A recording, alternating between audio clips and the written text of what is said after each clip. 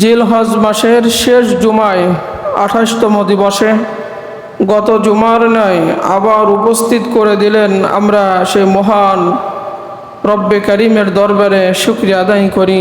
আলহামদুলিল্লাহ। রব্বানা লাকাল হামদ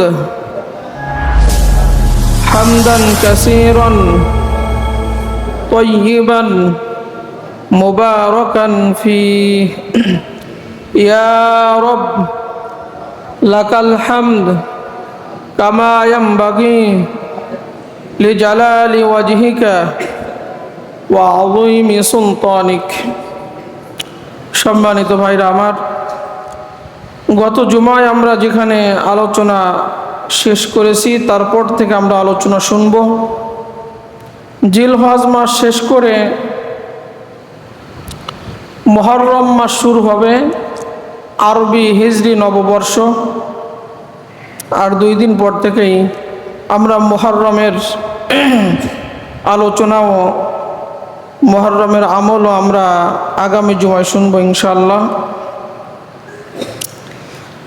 আমরা গত জুমায় যে হাদিসটা শুনছিলাম যে আল্লাহ রাব্বুল আলামিন তার হাবিবকে যে দোয়া শিখিয়েছেন সে দোয়ার থেকে আমরা আজকে কিছু বিশ্লেষণ, কিছু শিক্ষা আমরা শিখব। সেখান থেকে আমরা 4টা জিনিস শিখব। একটা হচ্ছে ভালো কাজ করার মানসিকতা, খারাপ কাজ ছেড়ে দেওয়া, অসহায় দুর্বল এতিম মিসকিন যারা আছে তাদেরকে ভালোবাসা, আর আল্লাহ রাব্বুল আলামিন কঠিন ফিতনায় ফেলানোর আগে আল্লাহ রাব্বুল আলামিন ঈমান হারানোর আগে আমাদেরকে যেন তার কাছে নিয়ে যান। আমরা এই সম্পর্কে কোরআন এবং হাদিস থেকে আলোচনা শুনব। এরপরে এখন যে আষাঢ় মাস চলতেছে, বৃক্ষরোপণ সম্পর্কে ইসলাম কি বলে, কোরআন কি বলে, হাদিস কি বলে, আমরা এইটাও আজকে আলোচনা শুনব ইনশাআল্লাহ। যে আমরা যে গাছগাছালি লাগাই, বিভিন্ন ফল ফলাদির গাছগাছালি আমরা যে লাগাই, এই সম্পর্কে আল্লাহ রাব্বুল আলামিন কি বলছেন, আল্লাহ নবী মুহাম্মদ রাসূলুল্লাহ সাল্লাল্লাহু আলাইহি সাল্লাম হাদিসে কি বলছেন, এইটা আজকে আমরা শুনবো ইনশাআল্লাহ। তাহলে আল্লাহ রাব্বুল আলামিন যে দোয়া শিখিয়েছেন তার থেকে আমরা 4টা বিষয় বাছাই করছি। একটা হচ্ছে সত্যবাদিতা, ভালো কাজের মধ্যে একটা আছে সদা সত্য কথা বলা।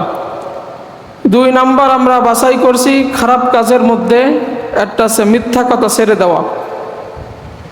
3 নাম্বার যারা এতিম মিসকিন অসহায় গরিব এদেরকে ভালোবাসা, এটা আমরা আলোচনা শুনব।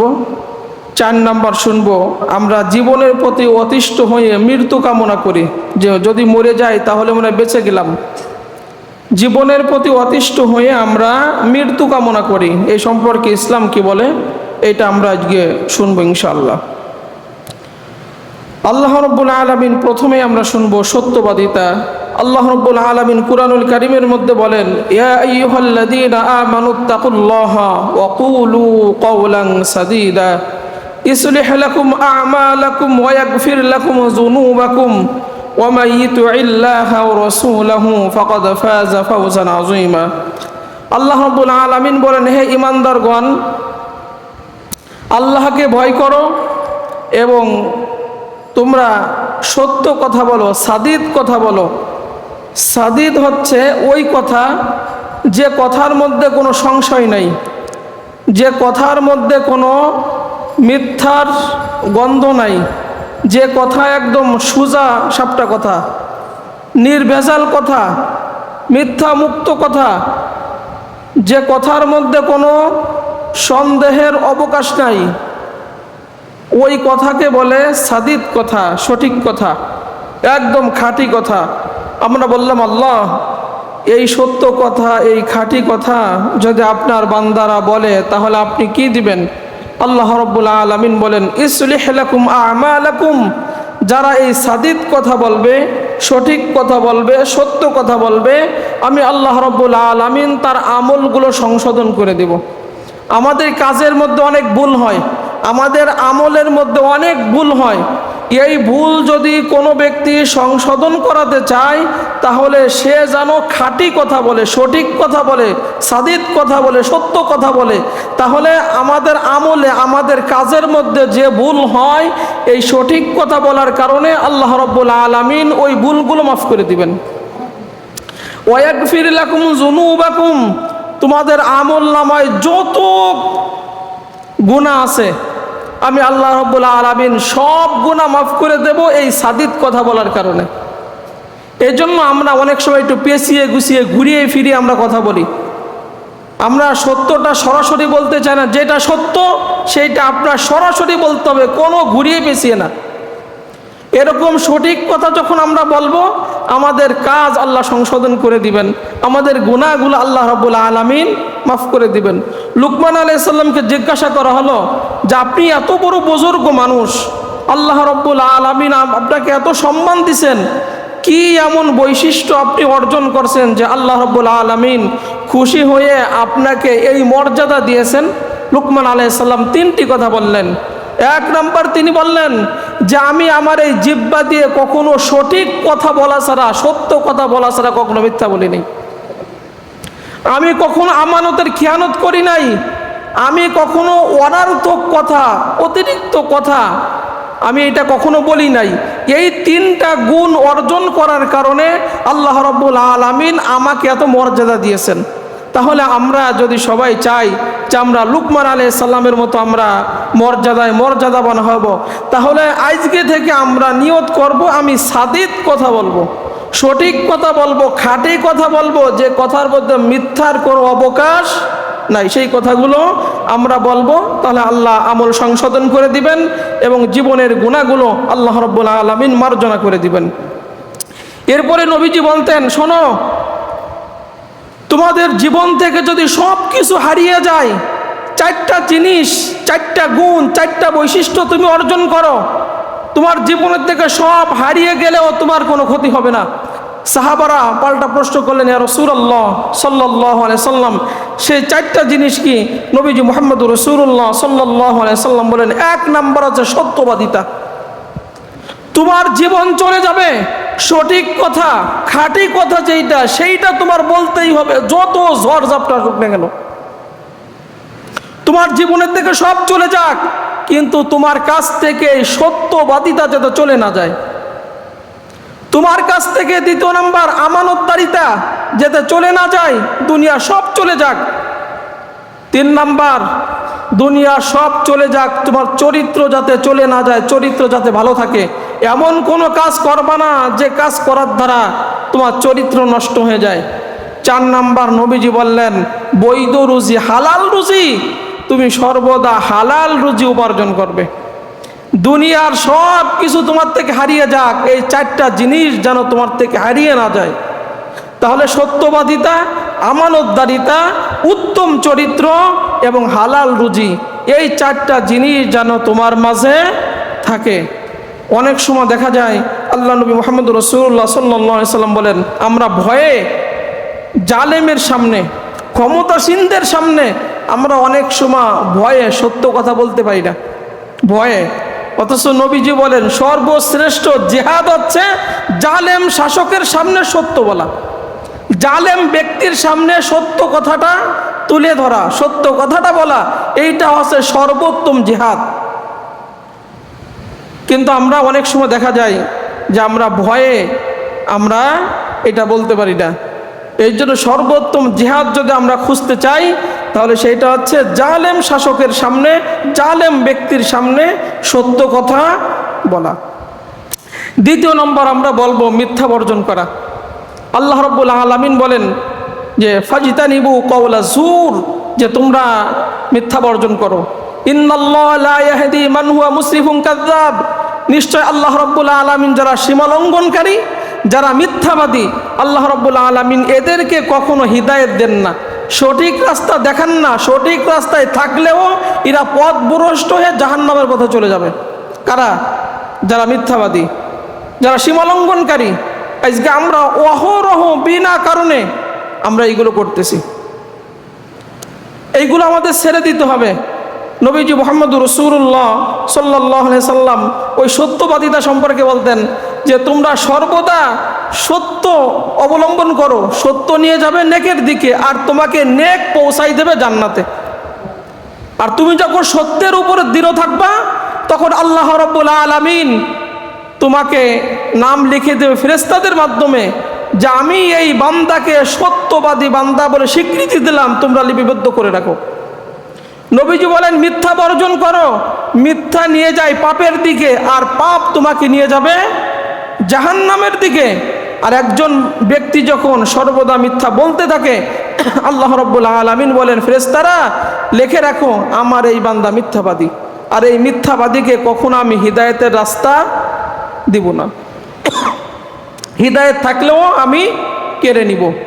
এই জন্য সম্মানিত ভাইরা আমার, অনেক সময় দেখা যায় আমরা মানুষকে হাসানোর জন্য বিভিন্ন গল্পের মাধ্যমে আমরা মিথ্যা বলি, বিভিন্ন ওয়াজের ময়দানে শ্রোতাদেরকে উৎসাহ করার জন্য হাসানোর জন্য অনেক মানুষ মিথ্যা বলে, অনেক মিথ্যা গল্প বানিয়ে বলে শ্রোতাদেরকে হাসানোর জন্য। অথচ নবীজি মুহাম্মদুর রাসূলুল্লাহ সাল্লাল্লাহু আলাইহি সাল্লাম বলেন যে যারা মানুষকে হাসানোর জন্য মিথ্যা বলে তাদের ধ্বংস অনিবার্য, তাদের ধ্বংস অনিবার্য, তাদের ধ্বংস অনিবার্য। তিনবার বলছেন নবীজি, যারা মানুষকে হাসানোর জন্য মিথ্যা বানিয়ে বলে, কোনো গল্প কিচ্ছা যাই হোক মিথ্যা বানিয়ে বলে, তাদের ধ্বংস অনিবার্য, তাদের ধ্বংস অনিবার্য, তাদের ধ্বংস অনিবার্য। নবীজি বলেন যে কোনো ব্যক্তি যদি তামাশার ছলেও মিথ্যা বলে না, তামাশা করেও, ঠাট্টা করেও, কৌতুক করেও, ইয়ার্কি করেও মিথ্যা বর্জন করে, মিথ্যা বলে না, আমি নবী মুহাম্মদুর রাসূলুল্লাহ সাল্লাল্লাহু আলাইহি সাল্লাম জান্নাতের মধ্যখানে তার জন্য একটা ঘরের জিম্মাদার হয়ে যাব। কিন্তু আমরা ইয়ার্কি করে, তামাশা করে অনেক সময় কিন্তু আমরা এইগুলো থেকে আমাদের ফিরে আসতে হবে। এই হাদিসটা বোঝার জন্য আরেকটা হাদিস বললে আমরা বুঝবো। নবীজি মুহাম্মদুর রাসূলুল্লাহ সাল্লাল্লাহু আলাইহি সাল্লাম বলেন যে আমরা অনেক সময় মানুষকে কাছে ডাকি, ছোট বাচ্চাদেরকে কাছে ডাকি, গরু বাছুরকে ডাকি, হাঁস মুরগিকে ডাকি, ডাকার পরে আমরা তাদেরকে কিছু দিই না। যেরকম আপনি ছোট্ট একটা বাচ্চা আপনার কোলে আসছে না, আপনি বললেন আমার সাথে আসো, আমার কোলে আসো, তোমাকে বিস্কুট কিনে দেবো, এই দিব, চকলেট দিব। নবীজি বলেন তোমার কাছে আসলো, তুমি যদি তাকে না দাও তাহলে আল্লাহ রাব্বুল আলামিন ফেরেশতাদেরকে বলে ফেরেশতারা লিখে দাও আমার এই বান্দা মিথ্যাবাদী। আপনি গরুর সামনে একটা খালি বালতি নিয়ে আপনি গরুকে ডাকলেন, গরু আপনার কাছে আসলো, অথচ গরুকে আপনি কিছু দিলেন না। গরু তো লোভে আসছে, হয়তো পানি দিবে বা খাবার দিবে, আপনি তাকে নিয়ে আসলেন, আপনি তাকে কিছু খেতে দিলেন না। নবীজি মুহাম্মদুর রাসূলুল্লাহ সাল্লাল্লাহু আলাইহি সাল্লাম বলেন তাহলে কিয়ামতের ময়দানে আল্লাহ রাব্বুল আলামিন তোমাকে মিথ্যাবাদীর কাতারে দাঁড় করাবেন। এই যে আমরা হাঁস মুরগিরে ডাকি বিভিন্নভাবে খাবার দেওয়ার ওসিলায় বা ধরার জন্য আমরা হাঁস মুরগিকে আমরা ডাকি, দেখা যাচ্ছে হাঁস মুরগি আপনার ডাকে আসলো, আপনি তাকে খাবার দেন নাই, খাবার দেন নাই আপনি তাকে। আল্লাহ রাব্বুল আলামিনের হাবিব বলেন কিয়ামতের ময়দানে আল্লাহ রাব্বুল আলামিন তোমাকে মিথ্যাবাদীদের কাতারে দাঁড় করাবেন এবং ফেরেশতারা লিখে রাখবেন এই বান্দা মিথ্যাবাদী। আমরা কিন্তু এইগুলো অহরহ করতেছি, এইগুলো আমরা নবীজি মুহাম্মদুর রাসূলুল্লাহ সাল্লাল্লাহু আলাইহি সাল্লাম বলেন যে আব্দুল্লাহ ইবনে আমির থেকে হাদিসটা বর্ণিত, তিনি বলেন যে আমার ঘরে মুহাম্মদুর রাসূলুল্লাহ সাল্লাল্লাহু আলাইহি সাল্লাম বসা, ইতিমধ্যে আমার মা আমাকে ডাকলেন যে বাবা আমার কাছে এসো, আমি তোমাকে কিছু দিব। নবীজি মুহাম্মদুর রাসূলুল্লাহ সাল্লাল্লাহু আলাইহি সাল্লাম পাল্টা প্রশ্ন করলেন সত্যি কি তোমার সন্তানকে কিছু দেওয়ার জন্য তুমি ডাকছো? আমরা অনেক সময় তো ডাকি আমার কাছে এই দিব সেই দিব, অনেক কিছু আমরা বলি। তিনি বললেন হ্যাঁ আমি তাকে কিছু খেজুর দেওয়ার জন্য আমি তাকে ডাকছি। নবীজি বলেন শোনো, তুমি তোমার সন্তানকে ডাকলে কিছু দেওয়ার জন্য, তুমি যদি না দিতে তাহলে আল্লাহ রাব্বুল আলামিন তোমার নামে একটা মিথ্যার গুনাহ লিখে দিতেন এবং কিয়ামতের ময়দানে তোমাকে মিথ্যাবাদীদের কাতারে দাঁড় করিয়ে দিতেন। আমরা কিন্তু আমাদের সন্তানদের অনেক লোভ দিই, মিথ্যা এরকম মিথ্যা আশ্বাস দিই, কিন্তু দিতে চেয়ে আমরা দিই না। খবরদার, এরকম তামাশার ছলেও আমরা এইগুলো করব না। এরপর আমরা আরেকটা কাজ করি যে যা শুনি তাই বলি। সমাজে সত্য মিথ্যা যাচাই বাছাই না করে, সংবাদ একটা শুনলেই ভালো করে যাচাই বাছাই না করে আমরা প্রচার করি। অথচ নবীজি বলেন কাফা বিল মারই কাযিবান আইয়ু হাদ্দিসা বিকুল্লি মা সামিআ, যে মিথ্যা হওয়ার জন্য তোমার জন্য যথেষ্ট তুমি যা শুনছো তা বলে বেড়ানো। তোমার ওইটা আগে যাচাই করতে হবে যে আসলে এটা সত্য কিনা, এটা সঠিক কিনা। কিন্তু আমরা যাচাই বাছাই না করে একটা খবর শোনার সাথে সাথে আমরা এটা কি করি, অথচ মিথ্যাবাদী হওয়ার জন্য এতটুকুন যথেষ্ট। নবীজি বলেন যে যা শুনলে সেটা তুমি সাথে সাথে বলে দিলে, তোমার এটা আগে শিওর হইতে হবে যে আসলে এটা সঠিক আছে কিনা, ঠিক আছে কিনা। আর এইটা যদি কোনো আলেমদের ব্যাপারে হয়, যা শুনছি সাথে সাথে, তাহলে তো আলহামদুলিল্লাহ, ওই তো না 14 গোষ্ঠী পর্যন্ত আমরা আলোচনা সমালোচনা করে ফেলি। অথচ আমরা যাচাই বাছাই করি না যে তথ্যটা আমরা শুনছি আসলে এই তথ্যটা। আর বর্তমান এখন মিডিয়ার যুগে এই ভুয়া নিউজটা বেশি ছড়ায়, ভুয়া নিউজটা বেশি ছড়াচ্ছে। এজন্য আমরা সাবধান হয়ে যাই, যেইটা আমি শুনছি, যেইটা আমি জানছি, এইটা সঠিক আছে কিনা এইটা আগে কি করা, যাচাই বাছাই করে নেওয়া। আল্লাহ রাব্বুল আলামিন বলেন ইয়া আইয়ুহাল্লাযীনা আমানু ইন জাআকুম ফাসিকুম বিনাবাইন ফাতাবায়ানু আন তুসিবু কওমান বিজাহালা ফাতুসবিহু আলা মা ফাআলতুম নাদিমিন, যে যখন তোমাকে কোনো ফাসিক ব্যক্তি তোমাকে কোনো তথ্য দিবে, সংবাদ দিবে, যাচাই বাছাই না করে তুমি ওই সংবাদ কখনো গ্রহণ করবে না। তুমি আগে ওইটা, হতে পারে তুমি ওই সংবাদের উপর ভিত্তি করে প্রচার করলে কিন্তু সংবাদটা মিথ্যা, তাহলে কিয়ামতের ময়দানে আল্লাহ রাব্বুল আলামিন তোমাকে মিথ্যাবাদীদের কাতারে দাঁড়াবেন। হতে পারে তুমি উত্তেজিত হয়ে ওই তথ্যের উপর ভিত্তি করে আক্রমণ করলে পরে তোমাকে লজ্জিত হতে হবে যে আসলে এটা আমার উচিত হয় নাই, ঠিক হয় নাই। এই জন্য আল্লাহ রাব্বুল আলামিন বলেন ইন জাআকুম ফাসিকুম বিনাবাইন, যখন কোনো ফাসিক তোমার কাছে কোনো সংবাদ দেয় অবশ্যই তুমি সেইটা যাচাই বাছাই করে নিবে। এরপরে নবীজি মুহাম্মদ রাসূলুল্লাহ সাল্লাল্লাহু আলাইহি সাল্লাম বলেন একজন বান্দা যখন মিথ্যা বলে, খুব গুরুত্বপূর্ণ একটা হাদিস আপনারা শোনেন, একজন বান্দা যখন মিথ্যা বলে তার এই মিথ্যার দুর্গন্ধের কারণে তার দৃষ্টিসীমা যতদূর যায় অতদূর পর্যন্ত রহমতের ফেরেশতা তার কাছে থাকে না। আমার আপনার দৃষ্টিসীমা যতদূর যায় একটা মিথ্যা বলার কারণে, তিরমিজির হাদিস থেকে বলতেছি, একটা মিথ্যা বলার কারণে দৃষ্টিসীমা যতদূর যায় অতদূর পর্যন্ত ওই বান্দার কাছে আর রহমতের ফেরেশতা আসে না। তাহলে কত ভয়াবহতা, কিন্তু আমাদের কোনো সাবধানতা নাই। এরপরে নবীজি বলেন যে এই মিথ্যা বলা এটা কিন্তু মুনাফিকের আলামত। আয়াতুল মুনাফিকি সালাসুন ইযা হাদ্দাসা কাযাবা ওয়া ইযা ওয়াদা আখলাফা ওয়া ইযা তুমিনা খানা। যখন মুনাফিকের আলামত হচ্ছে তিনটা, যখন সে কথা বলে মিথ্যা বলে, যখন সে ওয়াদা করে ভঙ্গ করে, যখন আমানত রাখা হয় আমানতের খেয়ানত করে। অন্য আরেকটা হাদিসে আসছে চারটা, এই তিনটা বাদে আরেকটা আছে যখন সে ঝগড়াঝাটি করে, অশ্লীল ভাষায় গালিগালাজ করে। আমাদের সমাজে দেখবেন যখন কোনো পরিবারে ঝগড়া করে তখন এত পরিমাণ বাজে কথা তাদের মুখ থেকে বের হয়, মহিলাদের মুখ থেকে বের হয়, পুরুষদের মুখ থেকে বের হয়, সন্তানাদির মুখ থেকে বের হয়। নবীজি বলেন এই পরিবারে একটাও মুমিন নাই, এরা সব মুনাফিক। আর ইন্নাল মুনাফিকিনা ফি দারকিল আসফালি মিনান নার, আর মুনাফিকরা জাহান্নামের তলদেশে থাকবে, কাফেরদেরও নিচেই থাকবে।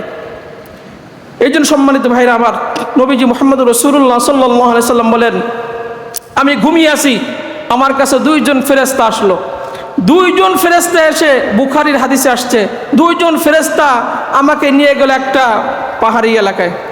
আমি সেখানে যেতে যেতে বিভিন্ন শাস্তি আমি সেখানে দেখতেছি। হঠাৎ করে আমি দেখি লোহার আকড়া দিয়ে এই মুখের সামনে দিয়ে নাক থেকে নিয়ে একদম মাথার খিলু পর্যন্ত লোহার আকড়া দিয়ে উঠেই ফেলতেছে, জিহ্বার দুই পাশ দিয়ে ফেরে ফেলতেছে, তাকে শোয়াইয়া চিৎ করে। আমি জিজ্ঞাসা করলাম কোন অপরাধের কারণে তাকে এইভাবে শাস্তি দেওয়া হচ্ছে। ওই দুইজন ব্যক্তি আমাকে বলল যে এই ব্যক্তি সমাজে মিথ্যা নিউজ ছড়াতো, মিথ্যা কথা বলতো, মানুষকে মিথ্যা তথ্য দিত, এই জন্য আল্লাহ রাব্বুল আলামিন তাকে এইভাবে শাস্তি দিচ্ছেন। অন্য হাদিসে নবীজি মুহাম্মদ রাসূলুল্লাহ সাল্লাল্লাহু আলাইহি সাল্লাম বলেন যে মানুষ যদি মিথ্যা কথা বলে, মিথ্যা অপবাদ কাউকে দেয়, তার আমল নামায় যত নেক আছে সমস্ত নেক আমল, আপনি যাকে অপবাদ দিয়েছেন, যার নামে মিথ্যা বলছেন, তার আমল নামায় আপনার নেক আমলগুলো চলে যাবে। আপনি আজকে পর্যন্ত আপনার আমল নামায় 40 বছরের নেক আমল জমা আছে, আপনি আমার নামে একটা মিথ্যা কথা বললেন, আপনি আমার নামে একটা মিথ্যা নিউজ দিলেন, মিথ্যা তথ্য দিলেন, আপনার ওই 40 বছরের নেক আমল ট্রান্সফার হয়ে আমার অ্যাকাউন্টে চলে আসবে। আর আমার যত বদ আমল সব আপনার আমল নামায় চলে যাবে। কিন্তু এই ব্যাপারে আমরা মুমিন মুসলমান একজনও সচেতন না। নামাজ পড়ার দরকার পড়তেছি, আজান দেওয়ার দরকার দিচ্ছি, হজ করার দরকার করতেছি, কিন্তু এই সম্পর্কে আমরা খুবই উদাসীন হয়ে রয়েছি যে আমার নেক আমল যে আর একজনের নেক জায়গা চলে যাচ্ছে, এইটা আমরা কারোর কোনো খবর নেই। এই ব্যাপারে আমাদের খুবই সচেতন হইতে হবে মিথ্যার ব্যাপারে। তবে একটা হাদিস আসছে যে 3টা জায়গায়, আমরা অনেকে বলি এটা হাদিসের কথা, যে 3টা জায়গায় মিথ্যা বলা যায়। যুদ্ধর ক্ষেত্রে মুসলমানদের সাথে যখন যুদ্ধ লাগে কাফেরদের, সেই ক্ষেত্রে ঘুরিয়ে ফিরিয়ে মিথ্যা আশ্রয় নেওয়া যায়। 2 ব্যক্তির মাঝে মীমাংসার জন্য নেওয়া যায়, আর একটা আছে স্ত্রীর মনোরঞ্জন করার জন্য, খুশি করার জন্য একটু ঘুরিয়ে ফিরিয়ে বলা যায়। এই 3টা জায়গায় ছাড়া নবীজি মুহাম্মদ রাসূলুল্লাহ সাল্লাল্লাহু আলাইহি সাল্লাম সব জায়গা বর্জন করার জন্য নির্দেশ দিয়েছেন। আল্লাহ রাব্বুল আলামিন বলেন, ফাজতানিবু কাওলা যুর, ও আমার ইমানদার বান্দারা, এখন থেকে মিথ্যা যা আছে সব তোমাদের বর্জন করতে হবে। এরপরে আমরা 3 নম্বর পয়েন্টে যেটা বলবো সেইটা হচ্ছে আল্লাহ রাব্বুল আলামিন, যেহেতু আমরা গত জুমায় বলছিলাম যে হুব্বুল মাসাকিন, আমরা যেন গরিব মিসকিনকে ভালোবাসতে পারি। আমরা ভালোবাসতে পারি না, গরিব মিসকিনকে আমরা দেখতে পারি না। যারা আমরা একটু বড়লোক টাইপের আছি, যা আমরা একটু ধনী আছি, আমরা এদেরকে দেখতে পারি না। নবীজি মুহাম্মদ রাসূলুল্লাহ সাল্লাল্লাহু আলাইহি সাল্লাম সারা জীবন দোয়া করতেন, সবসময় দোয়া করতেন, আল্লাহুম্মা আহিনি মিসকিনা ওয়া আমিতনি মিসকিনা ওয়াহশুরনি ফি জুমরাতিল মাসাকিন। আল্লাহ, আপনি আমাকে গরিব অবস্থায় বাঁচায় রাখেন, গরিবদের সাথে আপনি আমাকে মৃত্যু দেন, এবং গরিবদের কাতারে দাঁড় করাইয়া আল্লাহ রাব্বুল আলামিন আপনি আমাকে জান্নাত দিয়েন, হাসর করাই দিয়েন, হাসরের ময়দানে গরিবদের সাথে আপনি আমাকে উঠাই দিয়েন। হযরত আয়েশা এই দোয়া শুনে নবীজি মুহাম্মদ রাসূলুল্লাহ সাল্লাল্লাহু আলাইহি সাল্লামকে বলতেছেন, ইয়া রাসূলুল্লাহ সাল্লাল্লাহু আলাইহি সাল্লাম, এটা কেমন কথা, আপনি কেমন দোয়া করলেন? নবীজি বলেন, আয়েশা তুমি জানো না, ধনীদের তুলনায় এই গরিবরা 500 বছর আগে আল্লাহর জান্নাতে চলে যাবে। সুবহানাল্লাহ, সুবহানাল্লাহ। ধনীদের তুলনায়, কারণ গরিব মানুষেরা অনেক আশা আকাঙ্ক্ষা তাদের মনের মধ্যে জমা থাকে, মরার আগে তারা সেই আশাগুলো পূরণ করতে পারে না। এই যে তাদের যে দুনিয়াতে কষ্ট হয়েছে, এই কষ্টে যদি তারা মুমিন মুসলমান হয়, আল্লাহ রাব্বুল আলামিন বলেন এই ধনীরা তো জান্নাতে যাবে, কিন্তু এদের 500 বছর আগে আল্লাহ রাব্বুল আলামিন এদেরকে জান্নাতে দেবেন। এই জন্য আমি নবী দোয়া করি, আল্লাহুম্মা আহিনি মিসকিনা, আল্লাহ যদি আপনি বাঁচিয়ে রাখেন, গরিবী হালাতে রাখেন, ও আমিতনি মিসকিনা, যদি আপনি মৃত্যু দেন, গরিবী অবস্থায় মৃত্যু দেন, ওয়াহশুরনি ফি জুমরাতিল মাসাকিন, আর হাসরের ময়দানে যখন আপনি আমাকে উঠাবেন গরিবী হালাতে, রব্বুল আলামিন আপনি হাসরের ময়দানে আমাকে উঠাবেন। নবীজি বলেন, যারা বিধবা, যারা গরিব, যারা দুর্বল, সমাজে যারা অসহায়, এদের ভরণ পোষণের জন্য যারা চেষ্টা করে, আল্লাহ রাস্তায় জিহাদ করলে যে সব হয়, আল্লাহ রাব্বুল আলামিন তার আমলনামায় সেই সব দিয়ে দেন। সারা রাত দাঁড়িয়ে দাঁড়িয়ে নামাজ পড়লে যে সওয়াব হয়, আল্লাহ রাব্বুল আলামিন সেই সব তার আমলনামায় দিয়ে দেন। সারা দিন রোজা রাখলে যে সওয়াব হয়, আল্লাহ রাব্বুল আলামিন তার আমলনামায় সেই সবগুলো দিয়ে দেন। এরপরে নবীজি বলেন, বুখারীর হাদিসে আসছে যে তোমরা যারা আজকে কামাই রোজগার ভালো করো, শোনো তোমাদেরকে একটা হাদিস শোনাই। নবীজি বলেন, যে এই সমাজে যারা অসহায়, যারা দুর্বল, যারা গরিব, যারা মিসকিন, এদের দোয়ার ওসিলায় আল্লাহ রাব্বুল আলামিন তোমার রিজিকে বরকত দেন, তোমার কামাইতে বরকত দেন, তোমার বিপদ আপদ দূর করে দেন। আপনার কাছে একজন গরিব মানুষ কাপড় চাইছে, আপনি কাপড় দিলেন, আপনার জন্য ওই ব্যক্তি দোয়া করলো, ওই দোয়ার কারণে আল্লাহ আপনার রিজিকে বরকত দেন, আপনার বিপদ আপদ দূর করে দেন, আপনার পরিবার আল্লাহ শান্তি সুখ শান্তি ফিরিয়ে দেন, আপনার কামাইতে আল্লাহ বরকত দেন। এই জন্য নবীজি বলতেন যে এই সমাজে খুঁজে দেখো কারা অসহায়, কারা গরিব, কারা দুর্বল, এদেরকে খুঁজে নিয়ে আসো আমার কাছে। এদের কারণেই আল্লাহ রাব্বুল আলামিন আমাদের রিজিকে বরকত দেন, আমাদের আয় রোজগারে বরকত দেন, আমাদের পরিবারের মধ্যে বরকত দেন। আল্লাহ রাব্বুল আলামিন আমাদের বিপদ আপদ দূর করে দেন। এই জন্য আমরা তাদেরকে যেন আমরা তুচ্ছ তাচ্ছিল্য না করি, তাহলে আমরা এই সব থেকে বঞ্চিত হয়ে যাব। 4 নম্বর পয়েন্টে আমরা যেটা বলবো সেইটা হচ্ছে আমরা জীবনের প্রতি অতিষ্ঠ হয়ে আমরা মৃত্যু কামনা করি। অনেক সময় নবীজি এটা নিষেধ করছেন, মৃত্যু কামনা যদি করতেই হয় নবীজি দোয়া শিখিয়েছেন, আল্লাহুম্মা আহিনি মা কানাতিল হায়াতু খায়রাল লি ওয়া তাওয়াফানি ইযা কানাতিল ওয়াফাতু খায়রাল লি। আল্লাহ, বেঁচে থাকা যদি আমার জন্য কল্যাণ হয় আপনি বাঁচিয়ে রাখেন, মৃত্যু যদি আমার জন্য ভালো হয় আপনি আমাকে আপনার কাছে নিয়ে যান, আপনি আমাকে মৃত্যু দেন। এইভাবে বলতে হবে, কিন্তু জীবনের প্রতি অতিষ্ঠ হয়ে কখনো মৃত্যু কামনা করা যাবে। যদি করতে হয় এই দোয়াটা পড়তে হবে। এরপরে নবীজি বলতেন, তোমরা কখনো মৃত্যু কামনা করবে না, কারণ তুমি যদি নেক বান্দা হও তোমার আমল বৃদ্ধি পাবে, আর তুমি যদি বদকারী হও, পাপিষ্ঠ বান্দা হও, তাহলে তওবা করার সুযোগ সামনে এখনো তোমার আছে। এই জন্য সম্মানিত ভাইরা আমার, আমরা এই বিষয়ে খুব খেয়াল রাখবো। আর একটা বিষয় আমরা যেটা বলতে চাইছিলাম সেটা হচ্ছে ইসলামের দৃষ্টিতে বৃক্ষরোপণ। এই যে এখন বৃক্ষরোপণের বৃক্ষ মেলা বিভিন্ন জায়গায় হবে, আমরা গাছগাছালি লাগানো সম্পর্কে কুরআন হাদিস কি বলে আমরা এইটা কয়েকটা হাদিস আমরা শুনবো ইনশাল্লাহ। মনোযোগ দিয়ে আমরা হাদিসগুলো শুনবো। আমরা শুধু লাগাই, কিন্তু আমরা যখন কুরআন হাদিসের বাণী শুনবো তখন আমরা আরও উদ্বুদ্ধ হব। এই যে আমরা দু চোখে জমিনে আসমানে যা কিছু দেখি, এই সব কিছুর সৃষ্টির স্রষ্টা যিনি, তিনি কে? তিনি কে? আসমান জমিন যিনি সৃষ্টি করছেন তিনি কে? চন্দ্র সূর্য যিনি সৃষ্টি করছেন তিনি কে? এই বিভিন্ন গাছগাছালি, বৃক্ষলতা, তরুলতা, নদ নদী, সাগর, এইগুলো যিনি সৃষ্টি করছেন তিনি কে? আল্লাহ রাব্বুল আলামিন সব কিছু মানুষের কল্যাণের জন্য সৃষ্টি করছেন, তার মধ্যে গাছ অন্যতম।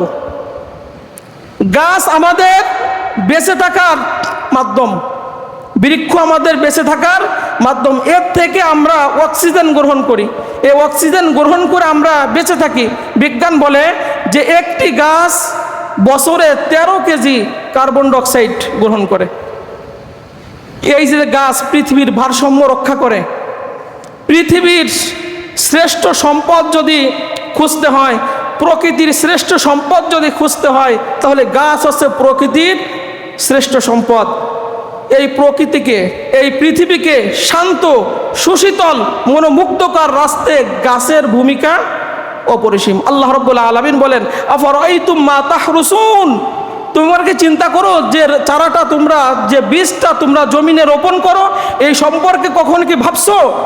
আনতুম তাজরাউনাহু আম নাহনু জারিউন, যে তোমরা অঙ্কুরিত করো না আমি করি। এই চারা, এই যে আমরা যে গাছ লাগাই, একটা বীজ লাগাই, ওই বীজ থেকে যিনি চারা দেন তিনি কে? ওই চারা যিনি বড় করেন তিনি কে? ওই চারা থেকে যিনি ফুল দেন তিনি কে? ওই ফুল থেকে ফল যিনি দেন তিনি কে? ওই ফল যিনি আমাকে সুস্বাদু করে মিষ্টিভাবে যিনি আমাদেরকে খাওয়ান, একসাথে বলেন তিনি কে? আল্লাহ রাব্বুল আলামিন বলেন, এই যে গাছের নিয়ামত, নবীজি বলেন যে শোনো, আমি তোমাদেরকে বলি যে একজন মুসলিম, মুনাফিক না, কাফের না, একজন মুসলিম যখন একটা ফলজ বৃক্ষ রোপণ করে, তা থেকে সে নিজে খায়, তার পরিবারকে খাওয়ায়, অন্য মানুষকে খাওয়ায়, ওই ফল আল্লাহ রাব্বুল আলামিনের রাস্তায় সদকা করলে যে সব হতো, আল্লাহ রাব্বুল আলামিন তার আমলনামায় সেই সব দিয়ে দেন। তার গাছ থেকে যত বন্য প্রাণী, যত পশু পাখি যতটা ফল ফলাদি খাবে, ওই ফলগুলি আল্লাহ রাব্বুল আলামিনের রাস্তায় সদকা করলে যে সব হতো, আল্লাহ রাব্বুল আলামিন তার আমলনামায় সেই সব দিয়ে দেন। শুধু তাই নয়, আপনার এই ফল বাগান থেকে ফলগুলো অনেকে চুরি করে নিয়ে যায়, যায় না? লেবু গাছ থেকে লেবু নিয়ে যায়, আপনার আম গাছ থেকে আম নিয়ে গেল, নারকেল নিয়ে গেল, বিভিন্ন ফল ফলাদি আপনার কাছ থেকে চুরি করে মানুষে নিয়ে যায়। নবীজি বলেন, যত ফল ফলাদি চুরি করে মানুষ নিয়ে গেল, ওই ফলগুলি আল্লাহ রাব্বুল আলামিনের রাস্তায় সদকা করলে যে সব হতো, আল্লাহ রাব্বুল আলামিন তোমার আমলনামায় সেই সব দিয়ে দেন। কত সুন্দর কথা। এরপরে নবীজি বলেন, একটা চারা যখন তুমি লাগাবা, ওইটা পরিচর্যা করবা, ওতে ফল আসা আগ পর্যন্ত তুমি ধৈর্য ধারণ করবা, ওই গাছে যত ফল হবে তত পরিমাণ নেকি আল্লাহ রাব্বুল আলামিন তোমার আমলনামায় দিয়ে দেন। এবং যত ফল ওই গাছের নষ্ট হয়, আপনি খেতে পারেন নাই, আশা নিছেন যে ফল হবে, আমি খাবো, পরিবার সন্তান আদি মানুষকে খাওয়াবো, কিন্তু ফল ফলাদি অর্ধেক নষ্ট হয়ে গেছে। যত ফল নষ্ট হয়েছে আল্লাহ রাব্বুল আলামিন হাবিব বলেন ওই বৃক্ষ রোপণ করার কারণে আল্লাহ রাব্বুল আলামিন ওই নষ্ট হওয়া ফল সমপরিমাণ সওয়াব তোমার আমলনামায় দিয়ে দেন। এই জন্য নবীজি বলতেন, আমার উম্মারা শোনো, তোমার কাছে যদি নিউজ আসে, তোমার কাছে যদি খবর আসে যে কিয়ামত এখনই শুরু হয়ে গেছে, তোমার হাতে যদি একটা গাছ থাকে, তাহলে তুমি ওই চারাটা রোপণ করে যাও, কিয়ামতের ময়দানে আল্লাহ রাব্বুল আলামিন তোমাকে সাদকার সব তোমার আমলনামায় দান করে দিবেন। এই জন্য সম্মানিত ভাইরা আমার, আমরা এই ব্যাপারেও আমরা সচেতন থাকব। এই ব্যাপারে আমরা ইসলামের দৃষ্টিতে বৃক্ষরোপণ সম্পর্কে অনেক হাদিস আমরা শুনছি এবং অনেক কিছু আরও আছে, আমরা অন্য একটা জুমায় হয়তোবা আমরা বলবো, এখন যেহেতু সময় হয়ে গেছে এই জন্য আমরা বলবো ইসলামের দৃষ্টিতে বৃক্ষরোপণ একটা অত্যন্ত সৎকার কাজ। আপনারা যে যেভাবে পারেন আমরা উদ্বুদ্ধ হয়ে এই সাদাকার নিয়েতে কিয়ামতের ময়দানে এই সদকা পাওয়ার আশায় আমরা প্রত্যেকে যার যার সামর্থ্য অনুযায়ী আমরা এই বৃক্ষরোপণ যেন করতে পারি। আল্লাহ রাব্বুল আলামিন আমাদের সেই তৌফিক দান করুক, আমরা বলি আমিন।